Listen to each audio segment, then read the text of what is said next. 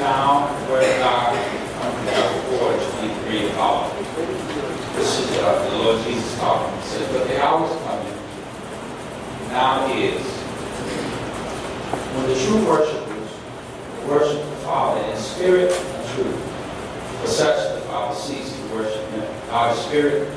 Those who worship him must worship in spirit and truth. Turn the sheet over where Jesus is speaking, as we're reading from here, in the Sermon on the Mount. He says this in Matthew 5:21 and following. You have heard that it was said to them of old, you shall not kill. Whoever kills shall be liable to judgment. I say to you that everyone who is angry with his brother shall be liable to judgment. Whoever insults his brother or sister shall be liable to the council. And whoever says you fool shall be liable to the hell of fire.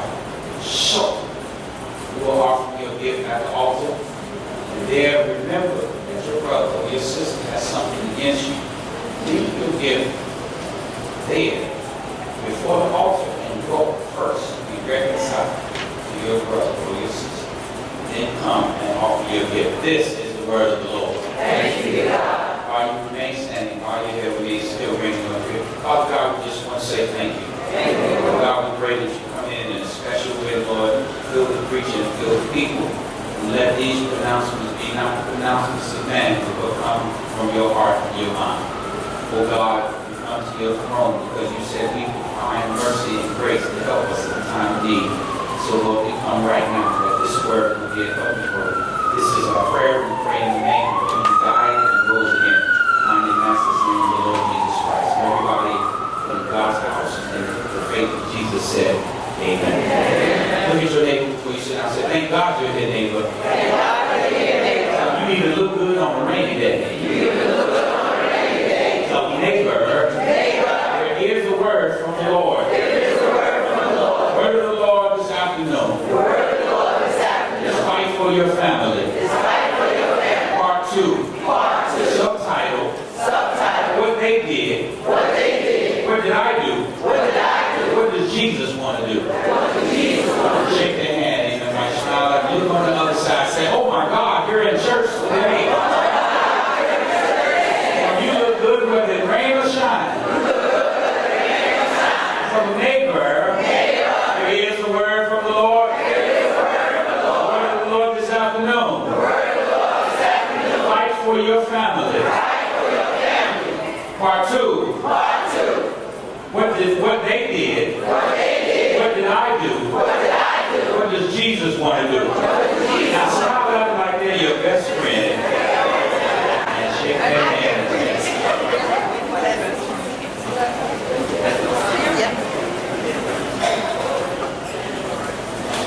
How many of y'all love your family? How many of you love them, but you know some of them are on your nerve?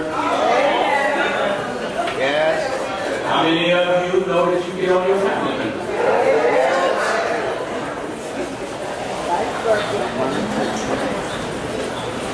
If you want to fight for your family, the first thing you have to do is get over hurts that your family has given you.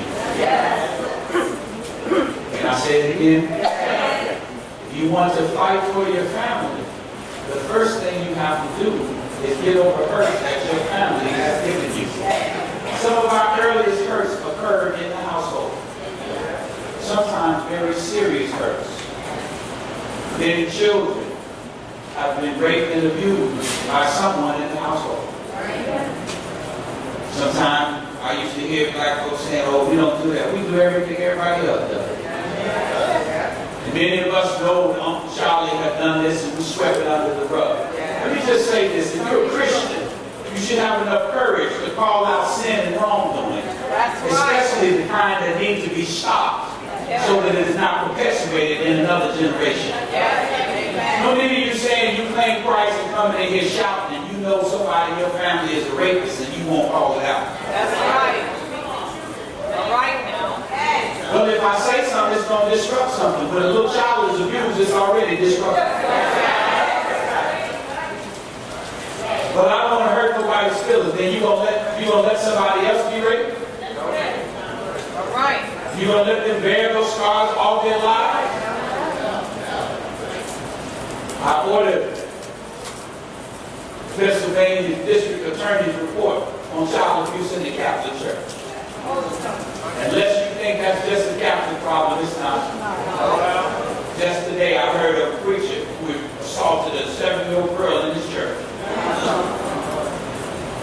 It's a problem of power. Wherever there's power, there's abuse of power. Yeah. And it's up to the Christian to have enough courage to call it out. That's right. If you don't call it out, it goes on to somebody else. Years ago, I had a friend, a young lady, and she confided in me that she had been abused. She had been sexually abused by someone in her family. I said, come on, girl, let's go to the police. She said, it would cause so much trouble. I said, wait a minute, you speaking in tongues, you falling out, you singing, you shouting, and you scared? She said, well, it would just mess up so much. And then I said, well, I'll go with you. I'll go with you. I'll stand by you. I know sometimes you need somebody. People need somebody to do hard things with. You're a Christian. You should be willing to go and do the thing that's hard to do with somebody else. And she said, no, I just can't. I said, no, I'm telling you, you need to do this because you think you're going to stop. Things like that done in the dark, when they never brought it to the light, they just grow. And so we didn't talk about it. She didn't want to talk about it. She came back to me years later and said, guess what? I said, what? She said, he did it to somebody else. And I didn't want to look at her. I said, well, that's on you. But as I looked at her, she said, I know what you're thinking. You thinking it's my fault. And you know what? Ain't no whooping like the whipping your conscience gives you. But I'm telling you, brothers and sisters, mothers and fathers, we got to stop ignoring these tragedies trying to keep up a good facade. If there's incest in this church, I want to know about it. If there's somebody raping people in this church, I want to know about it. And if it starts up here, if it was me, you should call the police. If you know about it, call the police first, then come tell me. Because it got to be stopped. And sometimes there's some things can't be stopped in a nice way. Can I talk? Years ago, I was in church, and I told y'all this story before. They brought a young woman to me. She had been raped. They brought the woman to me. I was like in my 20s. And I was thinking to myself, what am I supposed to do? The Lord said, do what you can. So I went and found a rape crisis counselor, and I started taking her to a YMCA. And I found out that I had done the right thing. But while she was talking to the counselor, she told the counselor her grandfather assaulted her sexually. And so when I was taking the little girl home, her whole family was in front of the house. When my car pulled up, they were throwing rocks half a block away. And I knew I should drive past, and I drove past, and then I said, blank. I'm going to say the name, help me look. I said, blank, what's going on? And she started crying, and I said, what's going on? I went back, and then I went back to the council and said, listen, I just took this little girl home. And they're going crazy on me. What's going on? She said, well, I'm a mandated court reporter. She told me her grandfather was assaulting her, and I had to call it in. I said, I didn't mind you calling in, but why don't you tell me? I'm taking the girl home. I take her home, they in the street, they see my car, they waiting for me. And as I drove past, it's a miracle, they just break my window. And as a result of what happened, she had to go, she couldn't go home for a couple of weeks. And finally, she recanted her story about her grandfather. This is what happened. And they came to the church, they stepped to me. They stepped to me. Now, y'all know. If you're going to step to me, I'm going to try to get that skirt to turn the other cheek. But I might miss it. So don't come to me with a how dare you. How dare you? How dare you let this man rape this girl's mother, rape her older sister. He's been raping people 5 and 6 generations now. And because she told the mandated court reporter, and because BSW is called in Chicago, we call it ACSA, they call it BSW at that time. Because BSW got involved, this rape activity was broken up. That's the kind of courage we have. Because sometimes it's not the easy way to do the right thing. You just got to do this. That's right. Don't always try to slide out of sin. Sometimes you need to just jump. Can I go ahead and talk? The devil didn't want you to hear that. Don't try to slide out of sin comfortably. Sometimes you got to just jump. When it comes to sexual abuse, when it comes to rape, when when it comes to incest, these are things we need to call out and not play with. Because they scar a person for their whole life. Not just girls, some boys have been raped. If a little boy has sex with an old woman, he goes to his friends and he's told it's a good thing. But he doesn't know what he's doing. He didn't want to do it. He was raped. Yes. Now I know many young men that have been raped. And as a result, they became rapists. Because no one could deal with that deep hurt, deep pain, and deep confusion that they had. So some of the first hurt you can get is in your family. Sometimes some of us are beaten without love. The old Southern way, because our people were beaten, there's a lot of beating in Black history. Because our forefathers and foremothers were beaten, they beat us. Now some of them beat us with measure.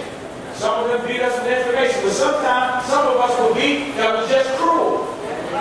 And I talk to y'all for real, y'all. Somebody was telling me the other day, I never heard of this. Somebody was telling me about getting the whooping, kneeling in rice.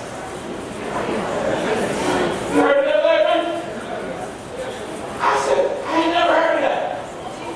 And then they said, burnt rice hurts even more. So they burn the rice and make the child kneel in it and whoop them.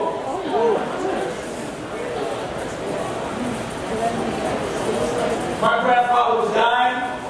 His sons would not come. My mother was the only one there. Mother was in the hospital pulling the phlegm out of his throat. He had emphysema, he smoked. She had to beg her brothers to come. And so I always wondered when I was a child why they wouldn't come. Years later, after talking to them, their understanding of their upbringing was that they were beaten. They were being savaged by my grandfather. I brought that to my mother. She said, well, they were bad. And they did that part, it was just bad. So, we got to look at these things. Is it too much? And it affected all of them very, very deeply. So the question is, how am I going to get over some of the hurts? Now, some of the hurts are not sexual or physical in nature, but they're emotional hurts. Many of us in our family were said to be too tall, too short, too fat, too skinny. You ugly. Sometimes somebody told us, as I said, my brother, older brother, used to tell my younger brother, man, in this family, they found you on the steps. And I used to laugh, I thought it was funny. But it stayed in my younger brother's mind. And it caused a lot of messed up behavior. How many of y'all know, can't nobody talk about you like your family? See, other folk that just be boxing with you, but your family don't just hit you. Can I go ahead and talk? In some families, there's a favorite. Favorite get all the goods. Everybody else get whatever's left. I got a friend, she has 3 daughters. She loves her baby daughter. She's close to her older daughter. But she don't have nothing but frowns and scowls for her little daughter. And I said, you treat your little daughter worse. No, I don't. Yes, you do. And the girl hug her, she won't even hug her. I don't know what happened. I don't know how they got there. I just know that's where they were. And you all know what I'm talking about. Some of our first hurts in the family, we weren't the special one. We weren't the favorite one. We were ignored. We were put down. And so the question has to come, if we're going to fight for our family, we can't fight until we get healed. Can I talk? That's why one of the most important things in the Christian faith is purification. Purification from God, by faith, with the Spirit, but also self-purification. Yes. We got to keep cleansing ourselves out of certain things that have happened to us in our family. Yes. Don't go through your life blaming your mama for something. Don't go through your life mad at a daddy who was never there. Come on now. Hold up, me, hold up. Help him. So the question is to be, how do we get healed from the hurts that have come from our family? And I want to tell you today, one of the ways that we get healed is by worshiping God. We get healed by worshiping God. In the worship of God, the Bible says Jesus told a woman at the well that they were worshiping, they didn't know what they worshiped.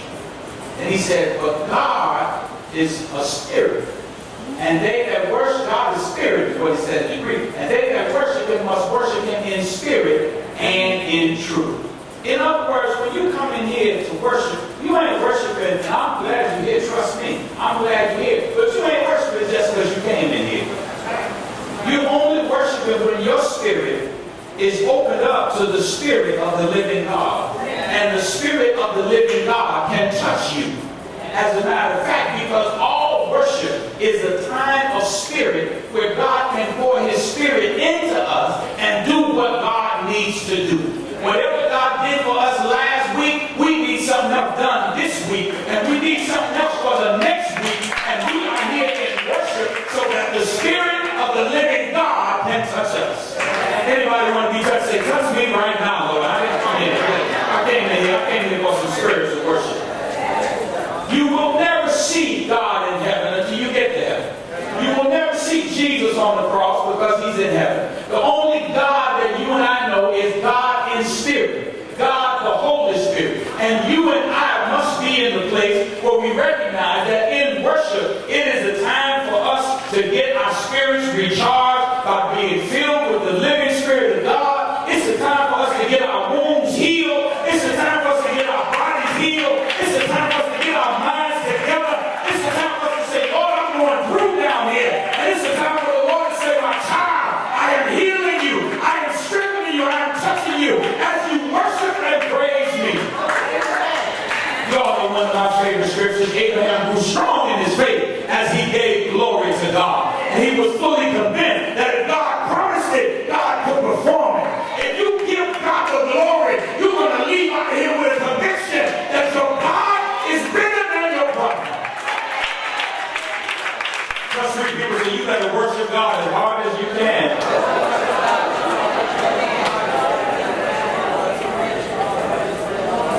Worship is God's way to fill us with the Holy Spirit. Worship is God's way to get us to deal with the truth. And sometimes we can't deal with the truth because it's too hurtful. That way to talk. Now, folks, we've had so much pain in our history. You know, remembering painful stuff is not easy. One of my professors in college, Eric Fone, wrote a book about the Civil War. I said, oh, I got to read this book. And I started reading what was done to people. I started thinking of my grandfather in Alabama, my grandmother in Arkansas, my other grandfather from Mississippi. And I was, tell me hold it up. I was reading how dirty they were. They were just done dirty. You know what I'm talking about? They were done dirty. And do you know, as liberal and broad-minded and many painful things that I read, I had to close the book. I couldn't come back to the book because it was too much. Everything has a limit. And so sometimes we can't deal with the truth about ourselves because it's too hurtful. Can I go ahead and preach? But worship allows us to get so filled with the Spirit of God that we realize that God loves us. Worship allows us to get so filled with the Spirit of God, we feel like it's all right what someone else did to you. Because God is going to do more for you. Yes. And God is doing it right now. Hallelujah. Somebody say right now. Right now. Touch somebody, say right now in the name of Jesus. Right now. Touch somebody else, say right now in the name of Jesus. Whatever they need, Lord, in the name of Jesus. That's why when you come in church, stop looking at people's head, dude. When you come in church, don't be looking at people's shoes. Well, why she wear that dress? She wear that dress too tight. Never mind, look at your tight dress. That's the truth. When you come in church, don't be looking at people's weed or their wig. Leave them alone. They're trying to look the best they can. And that's what you should do. You look the best you can. Right. Listen, whatever you got to do, look the best. I ain't mad at you. But weed help you, weed it up. Read it up. But weed help you, weed it out. Men, if your belly's out, you need one of them pull-in bellies so you look better. Go get them pull-in. I'm dirty. Y'all don't want me to go ahead and tell the truth. Tell the truth, Pastor. Tell it. I I said today, when you look at yourself in the mirror, especially if you look at yourself from top to bottom, you would realize there's things you don't like about yourself. Come on now. Matter of fact, when we look at ourselves top to bottom, we get ashamed, many of us. I told some of the saints years ago in Chicago, church got robbed. Cut the camera on. Wait on. Now, when you look in the mirror, there might be some things you don't like. But do you know that God's love is greater than our love? Yes. Human beings always love because of something. God just loves because He's God. Yes. And God loves us in spite of our faults, in spite of our flaws, in spite of our errors, in spite of how messed up we are. Whatever we see we don't like, God says, I still love you. Whatever we see we don't think is good, God said, I still love you. People putting us down, God said, I still love you. You are mine. I call you by your name. You are precious to me. And when you got love like that, you can deal with the truth. Can I go ahead and talk? When someone loves you so much that their love changes you, you can deal with the truth. So we got to worship in spirit and in truth. So that's why whatever people have done to you, when you deal with it as a problem in worship. Because while you're here, you should be asking God to touch you. While you're here, while the praise team was going on, they were saying, real. Jesus is real to me. Well, you might be low in your money and you need Jesus to make a way out of the way. Anybody know what I'm talking about? You might have problems in your family. You need Jesus to help you with your problem. Your body might be sick. You need Jesus to touch your body. Please, Lord. How many of y'all know Jesus will do just what He said?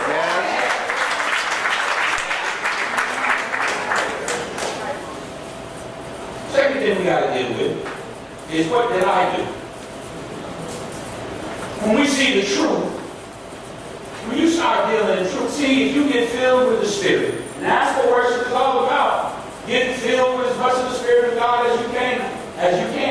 That's what worship is all about. It ain't just sitting there and us looking and singing a few songs. Worship is about opening ourselves up as much as we can and letting the Spirit of God fill us. But when the Spirit of God fills you, the Spirit of God gives you a boldness to look at yourself in truth. Yes. And to look at situations in truth. Then we deal with the words of Jesus. Jesus said the truth is that although you didn't murder anybody, if you are angry, you're just like a murderer. Jesus said the truth is, when you insult somebody, you deserve to be in court and be tried as a criminal. Jesus said the truth is, if you say about anybody, you fool, you deserve the fires of hell. And what is Jesus saying? Jesus is saying, when you get in a conflict, don't just look at what somebody said to you. What did you say to them? Amen. When you get in a conflict, don't just look at what someone did to you. What did you do to them? When you get in a conflict, don't just think about the blows that you received. Most of us that I know how to give some blows too. And so Jesus is saying, look at yourself. Maybe you are a contributor to the very problem that you're asking me to fix. Okay, now go ahead and pray. Then Jesus goes on to say, so when you come to the altar, he says, so, when you come to the altar and you're worshiping God, if you remember, somebody say remember, that there's a brother or sister that has something against you, leave your gift at the altar. Which verse is this?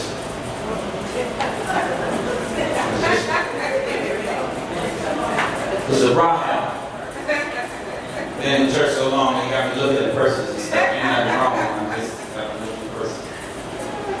God said, leave Abraham on the altar. He got hurt just with me put it there and walking away. You see that person? That person. Coach. Lord, I got some problems. Leave your coats on the altar. You worshiping God. Leave your gift on the altar. Where's your father? Where's your father? You got so much money, it's just sticking out of it. You know, give me that wallet. I'm trying not to give it up. Give me that wallet. Bible said, if you brought your gift, leave your gift and go and be reconciled to your brother. Now, he would have lost a lot of us right there, because some of y'all look at me like, what? Don't worry about some money. Soul is worth more than money. That's right. Don't worry about what's going to happen to that. You in danger of the fires of hell. Because you consign somebody in your family or maybe your friend to the fool category. You're in danger of hell. Leave that stuff there. And go and be reconciled. And when you be reconciled, ask yourself, am I part of the problem? You know, I said this morning, it's just my observation. It seems like the older we get, the better we get at pointing out other people's faults. Tell it. And the worse we get at understanding our own faults. Yep. Sister Ray, I was talking to one of my goddaughters yesterday, and I thought I was explaining something with force. And she said, "You yelling at me." And I said, "I'm not yelling. I'm not."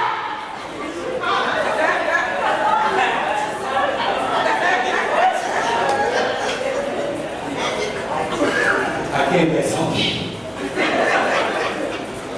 I got so into what I was saying and what I was trying to do and what I was thinking, I didn't realize I was hurting her feelings.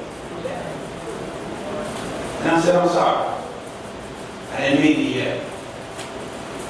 And something in me wanted to say, "What? Ain't no but." That's right. No but. Don't ever apologize saying but.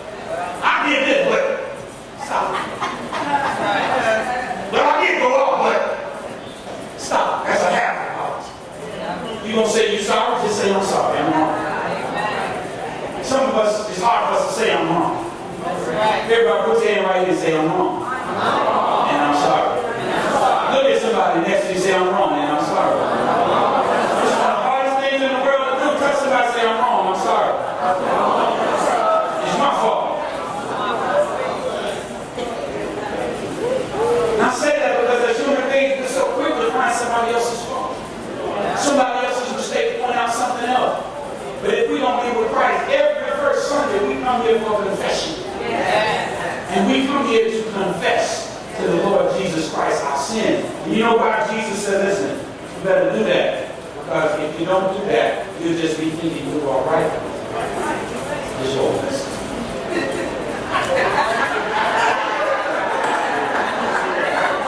Just hold it. That ain't your blessing. Just hold it. Your blessing is in this sermon, right? Can I go ahead and talk?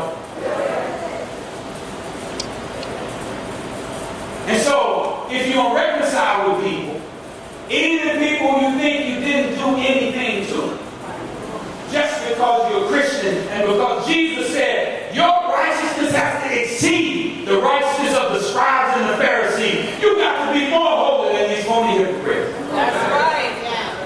You got to be real.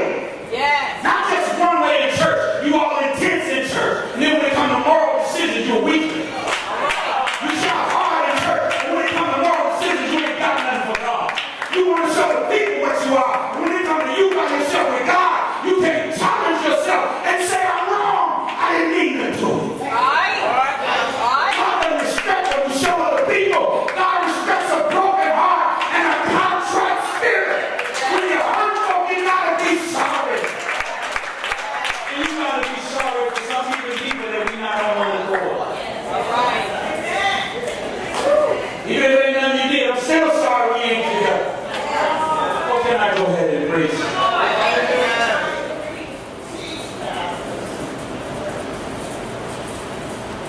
I don't have to agree with everything they did. You gotta remember who you serve.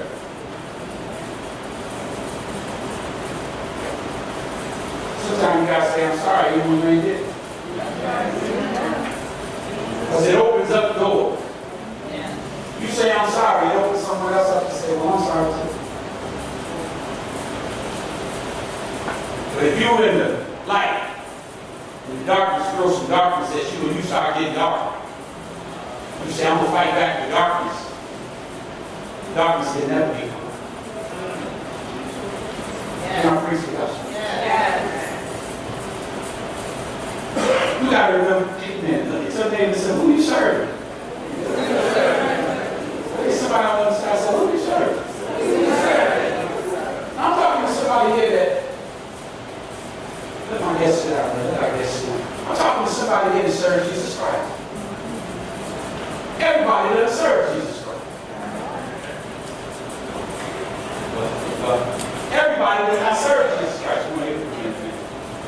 But I'm talking to someone who serves Jesus Christ. If you serve Jesus Christ, you got to remember what Jesus wants. What does Jesus want? Jesus wants our families to come with us. Yes. Amen. What does Jesus want? Jesus wants to change the heart and the mind. Yes.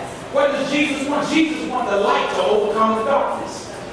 What does Jesus want? Jesus wants the family to stop gossiping, stop hating, stop being mad, and come back together on one accord. Yes. What does Jesus want? Jesus wants God to be in the midst. And that has to be our motivating attitude for us to do what Jesus wants to do. Yes. Amen. Sometimes the question is not what would Jesus do, but am I going to do what Jesus wants me to do? That's right. That's right. Because a lot of us say, well, the Lord knows. Like that. The Lord knows, yeah, the Lord knows you're wrong. Yes. Right. The Lord knows you got an attitude. Yes. Yes. The Lord knows you wouldn't taught that in your church. All right. Jesus ought to be your motivator. Jesus ought to be your guide and your director. Even when folk have done things to you that are not right. Jesus has got to be the motivation. Yeah. For you to let the light shine. Can I go ahead and preach? Sometimes folk do stuff and all we can do is pray. There is a time to leave your family members alone. Yeah. You start talking about Jesus and somebody go here tonight, you just shake the dust off your feet that day. Go ahead. You start talking about Jesus, somebody pull out a gun. Unless Jesus tells you specifically to keep talking. You have to say, we'll come back to this later on. The woman broke the box and the argument started. Jesus said, leave her alone. Sometimes there's a time and a place to leave people alone. Yeah. Look at your neighbor and say, when you go off, I'm going to leave you alone. When you go off, Look on the other side. Say, you even though you're in church, if you go off, I'm going to leave you alone. But don't have an attitude of I'm not going to pray for you anymore. If you have to leave someone alone, don't make that a cutoff point. That's right. If you have to back up from someone, say, I'm just backing up in a strategic retreat. yeah. I'm just leaving you today, but I'm going to come back to you whenever God sends me back to you. Come on now. But meanwhile, while I'm backed up physically, I'm going to be aggressive in my prayer. I'm going to pray that God change me and God change you. I'm going to pray that our hearts change, that our minds change. I'm going to pray that we're going to get back together in God. And whether you like it or not, I'm going to believe that God can do something between us that I couldn't do or you couldn't do. But God is a miracle worker. Anybody know what I'm talking about? You got to let your light shine. Don't let your light get dark because other folk light it dark. You got to let your light shine. Jesus' light shined the brightest when he was victimized the most. I'm not just telling you to walk life as a punching bag, but I'm telling you when you're on a ministry of reconciliation with your family, the devil is not going to clap. The devil is not going to get applause. Don't you be surprised if you get filled with the Spirit of God and you get around your family and they just hate it. Darkness hates light. But light ain't got to even respond to darkness. James said, resist the devil and he will flee from you. Submit yourself to God. If you got God, you don't have to worry about what anybody else does because you got the light inside of you. But the Bible said, greater is he that is in me than he that's in the world. Touch somebody and say, don't let folk make you go off. Don't let folks make you go off. You let your light shine. Let your light Touch shine. my other side, say, don't let folk make you go off. You let your light shine. Don't make you go off. Let your light shine. And listen, some of us going crazy trying to control people. Well, you better stop. That's right. can't control me. Some people can't control themselves. Wait a minute, they can't control themselves. How you gonna control them? And sometimes you don't control yourself. Stop trying to make people do something. Thank you. Stop trying to make people do something. I'm gonna knock somebody. You ain't gonna knock nothing out of nobody. If knocking the devil out of folk was the right method, boy, I'd just be shocking people all the time. If I shot people out there, I would have got shot a long time ago. But if you hit somebody, they're just gonna be a hit devil. That ain't gonna change it. The light gotta change the darkness. And some of us, we're just stressed because we're worried about what other people are gonna do. They ain't worried about what you do. Oh, you in church? Oh. They all getting high. They ain't thinking about you. I'm not saying you should give up on them, but I'm saying stop stressing over what people do. What you got to do is you got to keep reaching out. What you got to do is say, this story is not over yet. You see, like, if you look at your life has brought you to a lot of places you didn't know where you would be. Can I go ahead and talk? A lot of things happened you didn't think was going to happen. I was reading our candidate's biography. She was an actress. She was a successful actress. She didn't know she'd be running for governor. All right? She didn't know she'd be in a political firm, but here she is, challenging the governor up in church and open the door.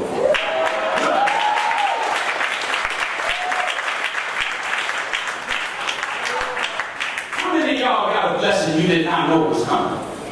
How many of y'all were put on ground you didn't know God had for you? Yes. How many of y'all got out of a mess that you thought was going to drag you down? Yes. How many of y'all ever been healed in your body of a sickness you thought might kill you? Don't tell me what God cannot do, and you got to know God is not finished with you yet. Touch three people and say, it ain't over yet. Touch somebody else and say, God is getting involved. Touch somebody else and say, God is going to straighten it out. And what you ought to do while you're waiting on God to straighten out your family members is you walk in the freedom of the Spirit of the living God. What you ought to do while you're waiting on God to change somebody is you got to remember your God is still good all the time. It doesn't matter who doesn't like you. It doesn't matter who hates you. It doesn't matter who don't understand you. It matters that your God got his eyes on you, got his hand on you, got his ears open to your cry, and your God is making a way out of no way. You don't have to get crazy. You don't have to get sick. You ought to be free to praise your God. Somebody ought to praise him right now. Somebody ought to give him glory right now. Somebody ought to say, thank you, Lord, for making a way for me right now. Y'all help me preach. Touch your neighbor and say, you free when you come to church. You are free to sing. You're free to pray. You're free to listen. You're free to give. And you're free to shout. Nobody can take your freedom. All you can do is mess it up. Tell them, neighbor, but if you don't mess it up, you can go ahead and shout because you're free. If Jesus made you free, you are really free. Now, do I have anybody here that's glad to be free? You're glad that the things you used to do, you don't do anymore. You're glad the places you used to go, you don't go anymore. You're glad the sickness you used to have, you don't have anymore. Do I have anybody here that's free? Everything is not perfect, but God is on the scene. Somebody ought to shout hallelujah. Somebody ought to shout glory to God. Somebody ought to shout thank you, Jesus. Because that's what the Lord wants for you. Y'all help me grab your neighbor and say, neighbor, that's what Jesus wants for you. Jesus wants to bless you. It doesn't matter who's against you. If God is for you, he's more than the world that is against you. So you ought to tell him thank you right now. You ought to tell him glory right now. You ought to shout hallelujah right now. You ought to say, Lord, I'm yours and you're mine. And that's all that matters. Because I'm free to praise God. I'm free to glorify God. I'm free to magnify God. And I believe I'll praise God right now. I believe I'll give him glory right now. I believe I'll shout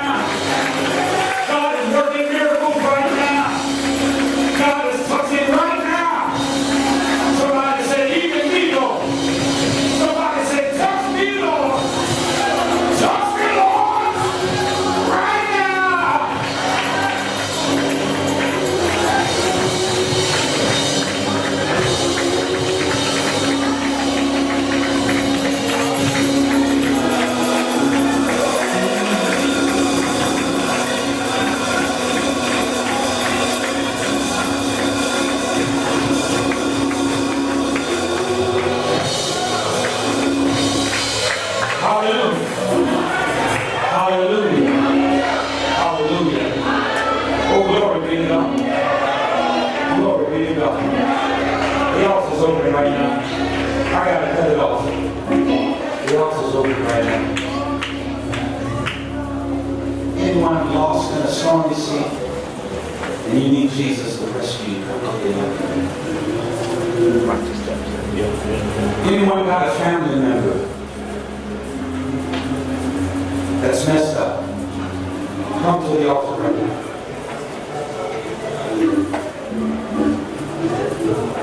Anyone got a problem you think no one can fix, come right now.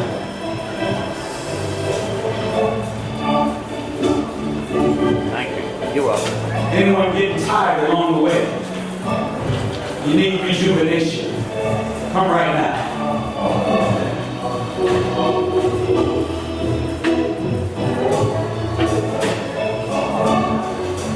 Jesus will not pass you by.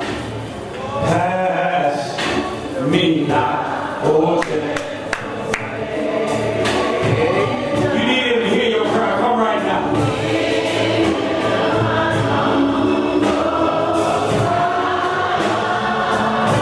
Come on, others.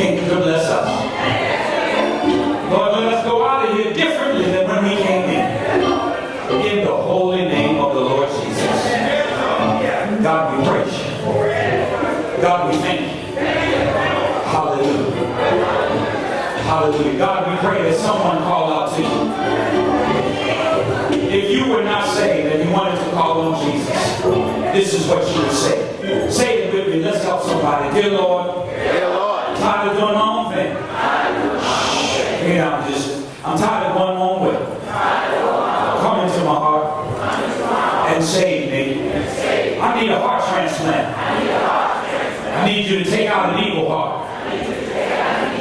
Put it in a spiritual heart. Tired of doing my own thing. Tired of going my own way. Lord Jesus, come in and save me right now. I give you my mind. I give you my body. I give you my soul. I give you my heart. I call you Savior. And I call you Lord. Because I receive this word. Preach unto me. This is my prayer. My dear masters. Name of the Lord Jesus I pray. Amen. Put your hand together. You're here. You don't have a church home. You're here. You had not asked the Lord to come into your heart. I want to talk to you. Please stay at the altar while everybody else. You already know the Lord. Give God a hand.